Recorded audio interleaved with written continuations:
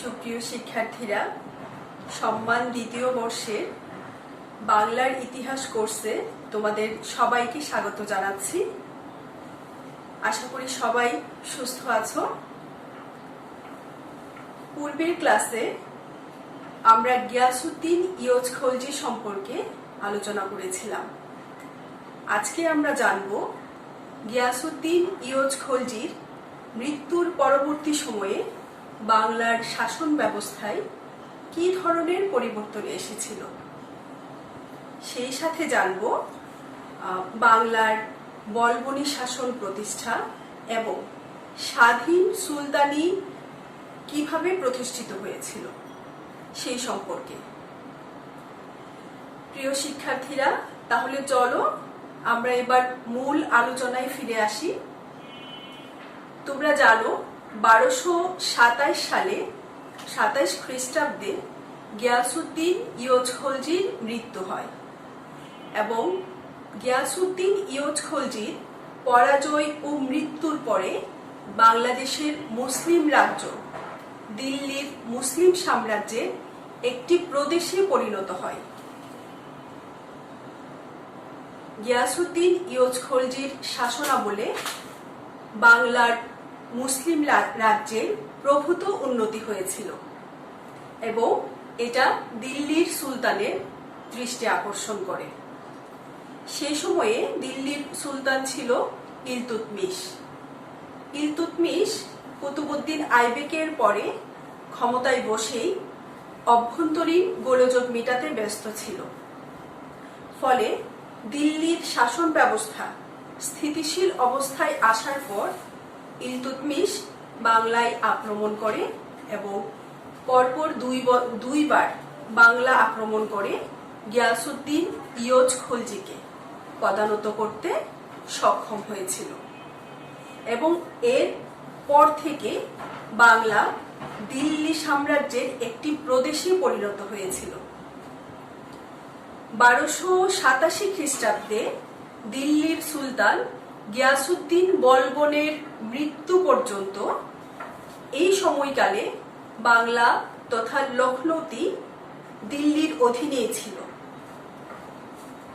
এ সময়ে অর্থাৎ 1227 থেকে 1287 এই দীর্ঘ 60 বছরের ইতিহাস বাংলার মুসলিম রাজ্যের জন্য অত্যন্ত তাৎপর্যপূর্ণ ছিল। এই সময়ের ইতিহাসকে পর্যালোচনা করলে এই সময়ের কিছু বিশেষ বিশেষ বৈশিষ্ট্য চোখে পড়ে। যেমন ইলতুৎমিশের পরবর্তীকালে দিল্লির কেন্দ্রীয় শাসনের দুর্বলতার সুযোগে বাংলার মুসলমান শাসকদের মধ্যে বারবার বিদ্রোহী হবার প্রবণতা লক্ষ্য করা যায়।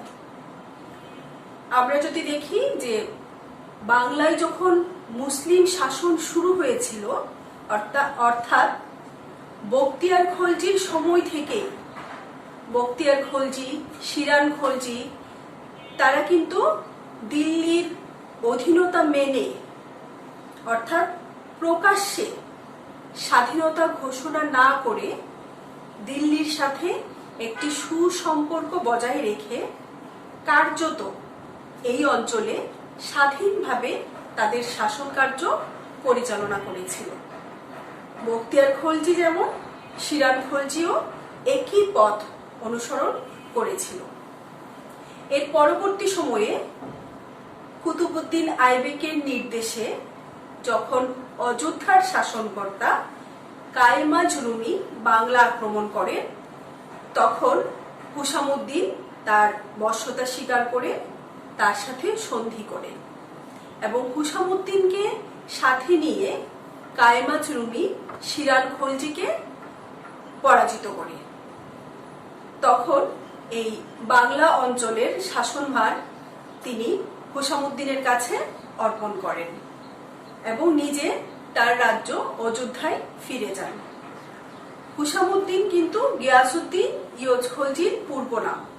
পরবর্তী সময়ে এই হুসামউদ্দিন আলীবর্তানকে পরাজিত করে গিয়াসউদ্দিন ইয়জ খলজি নামে লখনৌতির শাসনভার গ্রহণ করেছিলেন। হুসামুদ্দিনের পরবর্তী সময়ে আলীবর্দান কুতুবউদ্দিনের সাহায্য নিয়ে, কুতুবউদ্দিনের অনুমতিক্রমে তিনি বিরাট সৈন্যবাহিনী নিয়ে দিল্লির অধীনস্থ একজন শাসক হিসেবে বাংলায় আগমন করেন এবং সেই সময় হুসামুদ্দিন আলীবর্দানকে সিংহাসন ছেড়ে দিয়ে তিনি আবার তার পূর্বে যে অঞ্চল ছিল সেই অঞ্চলে ফিরে যান। কিন্তু কুতুবউদ্দিন আইবেকের মৃত্যুর পরে আলীবর্দান নিজেকে স্বাধীন সুলতান হিসেবে ঘোষণা করেন এবং স্বাধীনভাবে এই অঞ্চল তিনি শাসন করতে শুরু করেন। এর 2 বছরের মধ্যে খলজি আমিরদের ষড়যন্ত্রের ফলে গিয়াসউদ্দিন ইয়জ খলজির নেতৃত্বে আলীবর্দানকে সরিয়ে দেওয়া হয়, তাকে হত্যা করা হয় এবং লখনৌতি তথা বাংলার শাসন ক্ষমতা হুসামুদ্দিন গিয়াসউদ্দিন ইয়জ খলজি নাম ধারণ করে তিনি এই শাসন ক্ষমতাটা গ্রহণ করেছিলেন। তখন থেকে অর্থাৎ আলীবর্দানের সময় থেকে বাংলা অঞ্চলটা স্বাধীন ছিল। গিয়াসউদ্দিন ইয়জ খলজির সময় বাংলার মুসলিম সাম্রাজ্যের প্রভূত উন্নতি হয়, ফলে সেটা দিল্লির সুলতান ইলতুৎমিশের দৃষ্টি আকর্ষণ করে এবং ইলতুৎমিশ 1227 খ্রিস্টাব্দে বাংলা অভিযান করে এবং গিয়াসউদ্দিন ইয়জ খলজিকে পরাজিত করে। গিয়াসউদ্দিন ইয়জ খলজির পরাজয়ের পর থেকে মূলত এই অঞ্চল দিল্লির একটি প্রদেশে পরিণত হয়েছিল।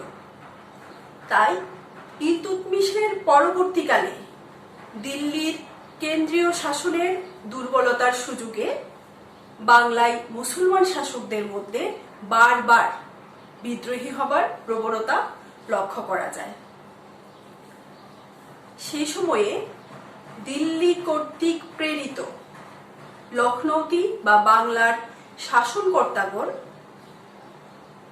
হয় প্রকাশ্যে স্বাধীনতার ঘোষণা করত অথবা অনেকে প্রকাশ্যে স্বাধীনতা ঘোষণা না করে স্বাধীনভাবে রাজত্ব করত এবং কেন্দ্রীয় শাসনের দুর্বলতার সুযোগে এসব বিদ্রোহী শাসনকর্তাগণ প্রায় বিনা বাধায় কিছুকাল তাদের শাসন কার্য স্বাধীনভাবে চালিয়ে যেতে পারত। কখনো কখনো দিল্লির শাসনকর্তাগণ এ বিষয়ে অভিযান প্রেরণ করতেন, তখন এই বাংলার বিদ্রোহী শাসকগণ তাদের বশ্যতা স্বীকার করত, কিন্তু দিল্লি বাহিনী আবার যখন দিল্লিতে প্রত্যাবর্তন করত তখন এই বাংলার বিদ্রোহী শাসকগণ পুনরায় বিদ্রোহ ঘোষণা করত। এভাবেই চলে যাচ্ছিল। এছাড়া এই সময়ের ইতিহাস পর্যালোচনা করে আরো কিছু বৈশিষ্ট্য পাওয়া যায়, যেমন লখনৌতির পার্শ্ববর্তী যে প্রদেশসমূহ ছিল সেই প্রদেশসমূহের শাসনকর্তাগণ লখনৌতির শাসনকর্তা হওয়াকে সৌভাগ্যের প্রতীক বলে মনে করত। সেজন্য এই লখনৌতির পার্শ্ববর্তী প্রদেশগুলোর শাসকগণ সর্বক্ষণ সুযোগের অপেক্ষায় থাকত এবং তারা সুযোগ পেলে লখনৌতে আক্রমণ করে এর শাসন ক্ষমতা অধিকার করত। এর পেছনে ঐতিহাসিকরা কিছু কারণ খুঁজে পেয়েছেন। এই কারণগুলো হলো যে লখনৌতির যে ভৌগোলিক অবস্থান এবং প্রাকৃতিক অবস্থান সেটা, তাছাড়া দিল্লি থেকে লখনৌতির যে দূরত্ব, এই দুটি বিষয় লখনৌতির পার্শ্ববর্তী শাসনকর্তাগণকে প্রলুব্ধ করত লখনৌতি আক্রমণের জন্য। এজন্যই তারা সুযোগে কাজে লাগিয়ে যখনই সুযোগ পেতেন তখনই লখনৌতি আক্রমণ করে এর শাসন ক্ষমতাকে দখল করতেন। এই যে বৈশিষ্ট্যগুলো, এই বৈশিষ্ট্যগুলোর কারণে বাংলার মুসলিম রাজ্যে 1227 খ্রিস্টাব্দের পর থেকে 1287 খ্রিস্টাব্দ পর্যন্ত এই সময়কালে বাংলার মুসলিম রাজ্যের তেমন কোনো উন্নতি লক্ষ্য করা যায়নি। ইতিমধ্যে দিল্লিতে সুলতান গিয়াসউদ্দিন ইয়োজ খলজি শাসনভার গ্রহণ করে সুলতান গিয়াসউদ্দিন বলবন দিল্লির শাসনভার গ্রহণ করে বলবনের শাসন ক্ষমতা গ্রহণ করার পর থেকে দিল্লির যে শৌর্য বীর্য সেগুলো ফিরে আসে এবং দিল্লির যে অন্তবিরোধগুলো ছিল, দিল্লির যে অরাজক অবস্থা ছিল, সেগুলো তিনি অবসান ঘটান এবং দিল্লিতে সুশাসন কায়েম করেন। এরপর তিনি বাংলার দিকে মনোযোগ দেন এবং বলবন অর্থাৎ গিয়াসউদ্দিন বলবন বাংলার যে বিদ্রোহী শাসনকর্তারা ছিল তাদেরকে পদানত করার জন্য বাংলা আক্রমণ করেন এবং নিজ অধিকার বিস্তারে সক্ষম হয়েছিলেন। জানা যায় যে তিনি প্রায় 3 বছর বাংলায় অবস্থান করে নিজে অভিযান পরিচালনা করেছিলেন এবং 1281 সালে তিনি এই লখনৌতি বা বাংলা অঞ্চলটা দখল করে তার যে কনিষ্ঠ পুত্র ছিল বুগরা খান, সেই বুগরা খানকে তিনি বাংলার শাসনকর্তা নিযুক্ত করেন এবং শাসন কার্যের ব্যাপারে তিনি তার সন্তানকে বা তার ছেলেকে পরামর্শ দিয়ে তিনি আবার দিল্লিতে প্রত্যাবর্তন করেন। গিয়াসউদ্দিন বলবন মুঘিসউদ্দিন তুঘরিলকে পরাজিত করেন 1281 খ্রিস্টাব্দে। মুঘিসউদ্দিন তুঘরিল যুদ্ধে পরাজিত হয়ে তিনি নদীপথে পালিয়ে যাচ্ছিলেন। সেই সময়ে তিনি তীরবিদ্ধ হন এবং একজন সৈনিক তার মাথা কর্তন করে। এরপর গিয়াসউদ্দিন বলবন তার সৈন্যবাহিনী নিয়ে বীর দর্পে লখনৌতি শহরে প্রবেশ করে এবং তুগরলের যে সমর্থক গোষ্ঠী ছিল সেই সমর্থক গোষ্ঠীকে অর্থাৎ যেসব জনগণ মুঘিসউদ্দিন তুগরলকে সমর্থন করেছিল তাদেরকে তিনি হত্যার নির্দেশ দেন। জিয়াউদ্দিন বরনির বিবরণ থেকে আমরা জানতে পারি যে লখনৌতি বাজারের প্রায় 1 ক্রোশ এলাকা জুড়ে তুগরলের যে সমর্থক গোষ্ঠী ছিল তাদেরকে ফাঁসির কাস্টে ঝুলিয়ে রাখা হয়। প্রকৃতপক্ষে এইভাবে দিল্লির সুলতান গিয়াসউদ্দিন বলবন বাংলার এই অঞ্চলে একটা ত্রাসের সৃষ্টি করেছিলেন, জনগণের মনে আতঙ্ক তৈরি করতে চেয়েছিলেন। এর উদ্দেশ্য ছিল যে ভবিষ্যতে যেন এই অঞ্চলের জনগণ আর বিদ্রোহী ভাবাপন্ন হওয়ার সুযোগ না পায়। এই উদ্দেশ্যেই তিনি এই ব্যবস্থা গ্রহণ করেছিলেন। তো এইভাবে তিনি বাংলার শাসনকর্তাদের যে অন্তবিরোধ ছিল এবং স্বাধীনতা ঘোষণার যে প্রবণতা ছিল তার অবসান ঘটান এবং ইলতুৎমিশের পরে বাংলায় যে অরাজকতা সৃষ্টি হয়েছিল তার অবসান হয়। গিয়াসউদ্দিন বলবন বাংলায় বলবনী শাসন প্রতিষ্ঠা করেন এবং বলবনী শাসকদের অধীনে বাংলার মুসলিম রাজ্যের প্রভূত উন্নতি হয়। আর এজন্যেই বলবনের বাংলা আক্রমণ ও উন্নতি এবং বাংলা বিজয়কে, গিয়াসউদ্দিন বলবনের যে বাংলা বিজয়, এই বিজয়কে এক যুগান্তকারী ঘটনা হিসেবে বর্ণনা করা হয়। 1227 থেকে 1281 খ্রিস্টাব্দ পর্যন্ত মোট 15 জন শাসনকর্তা বাংলার মুসলিম রাজ্য শাসন করেন। তাদের মধ্যে অর্থাৎ এই 15 জন শাসকের মধ্যে 10 জন ছিল মামলুক বা দাস। আর এই জন্য এই সময়কালে এই যুগকে বাংলার ইতিহাসে মামলুক শাসন বলে আখ্যায়িত করা হয়ে থাকে।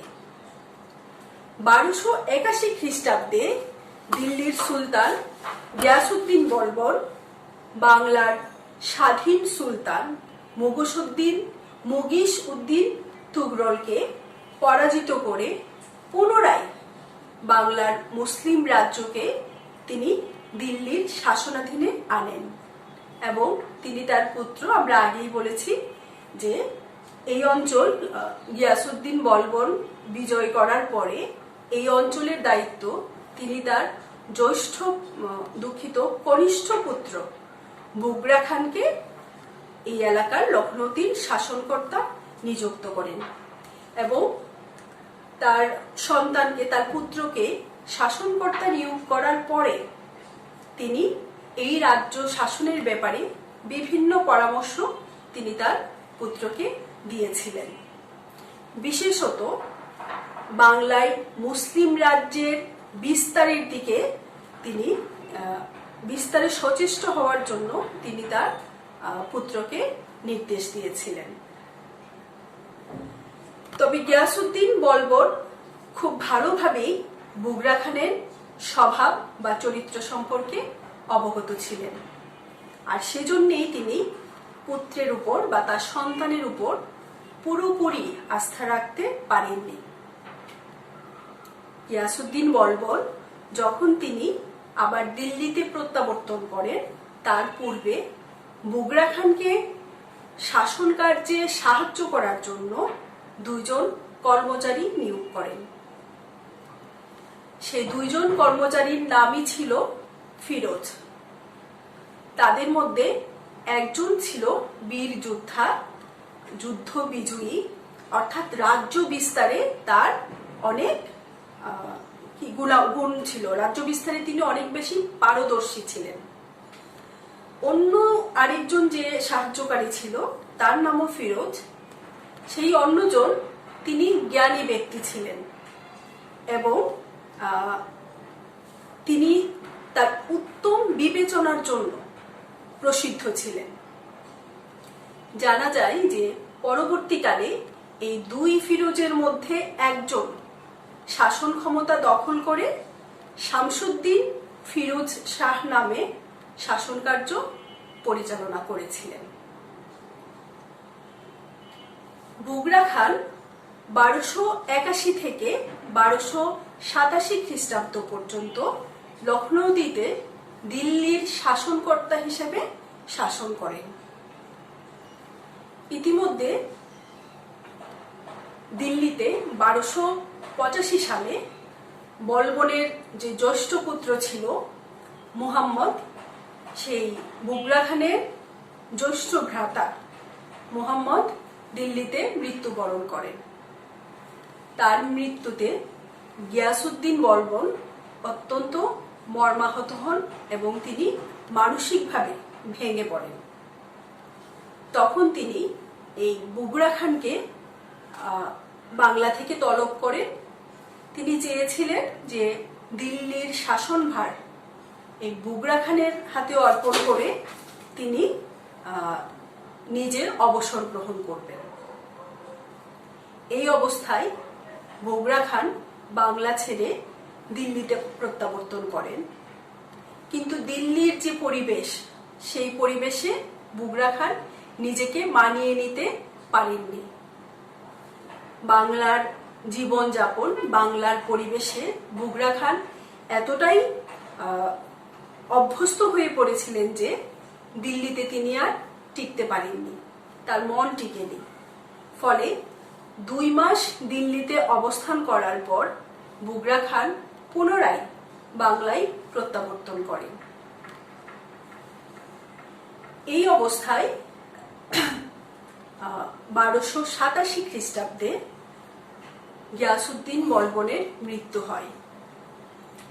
তার মৃত্যুর পরে স্বভাবতই দিল্লির শাসনভার বুগরা খানের হাতেই আসার কথা, কিন্তু গিয়াসউদ্দিন বলবনের মনোনয়ন ছিল যে তার মৃত্যুর পরে দিল্লি শাসন করতে হবে বুগরা খান।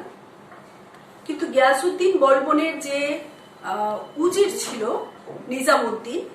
নিজামুদ্দিন তখন ষড়যন্ত্র করে বুগরা খানের পুত্র কাইকোবাদকে দিল্লির সিংহাসনে বসান।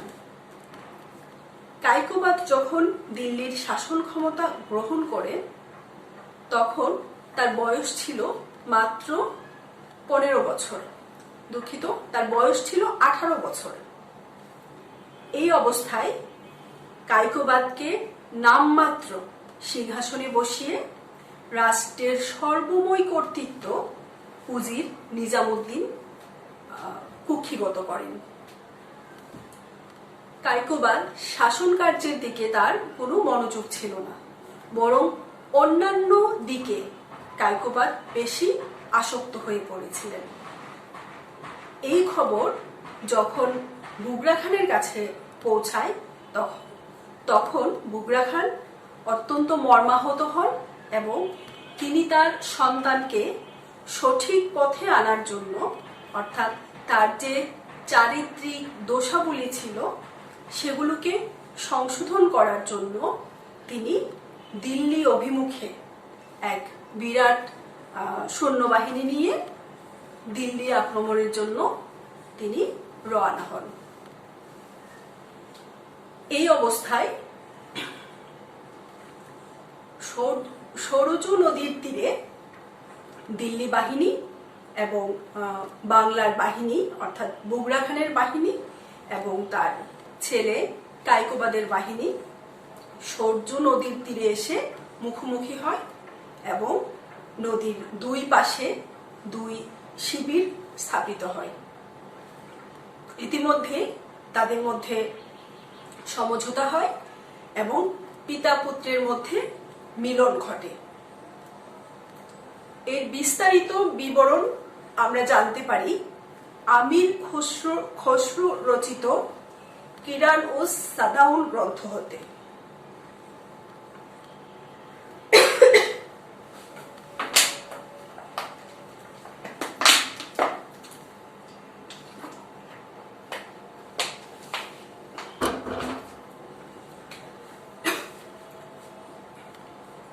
এরই মধ্যে এই যে পিতা পুত্রের মধ্যে সমঝোতা, এই সমঝোতার ফলে পরোক্ষভাবে দিল্লি বাংলার স্বাধীনতাকে, অর্থাৎ বুগরা খান স্বাধীনভাবে বাংলায় তার শাসন কার্য চালিয়ে নিয়ে যাবেন।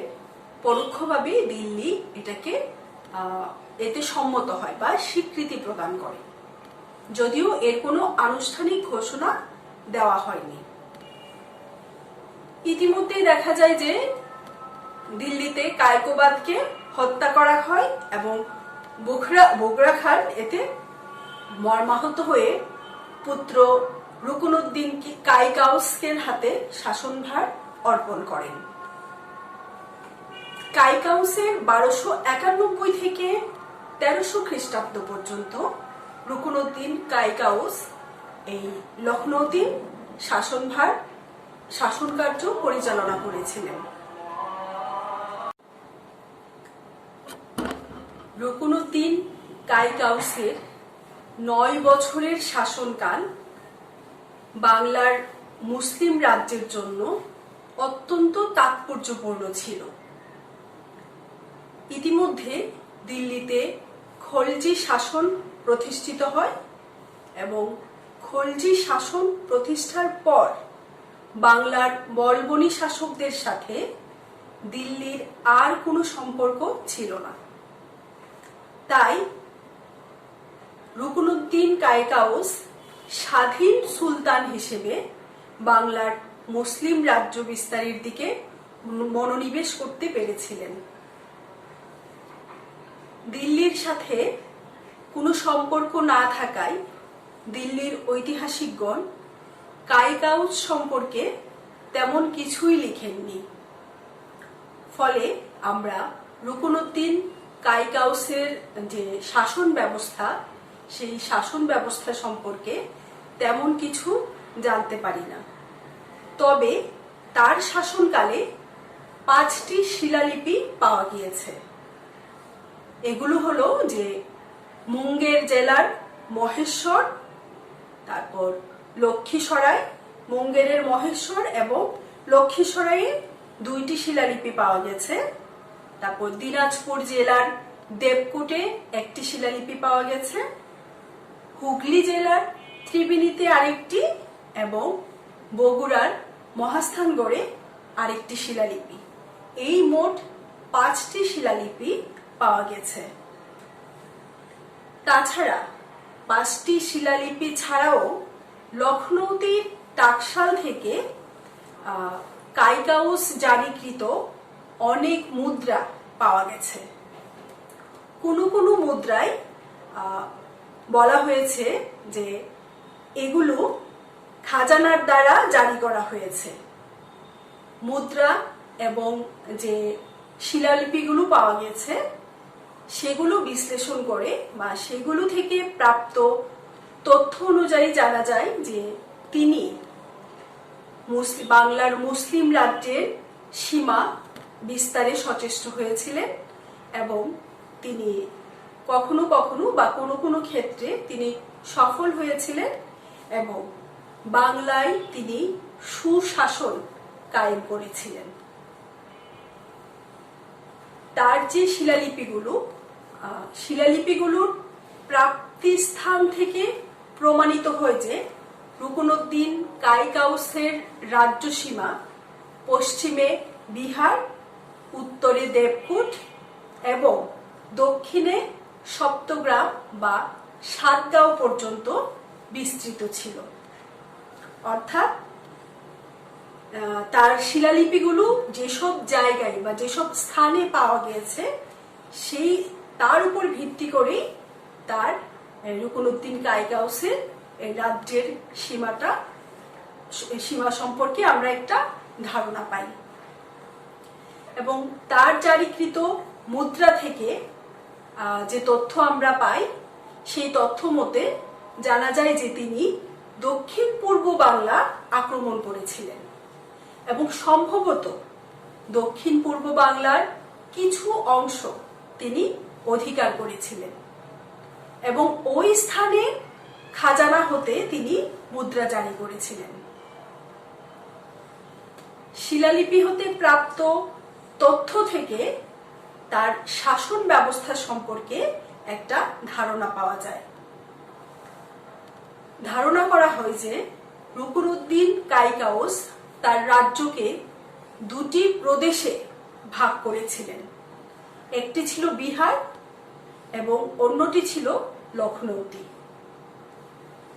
এবং তিনি তার 2 প্রদেশে 2 জন শাসনকর্তা অর্থাৎ প্রাদেশিক শাসনকর্তা তিনি নিয়োগ করেছিলেন।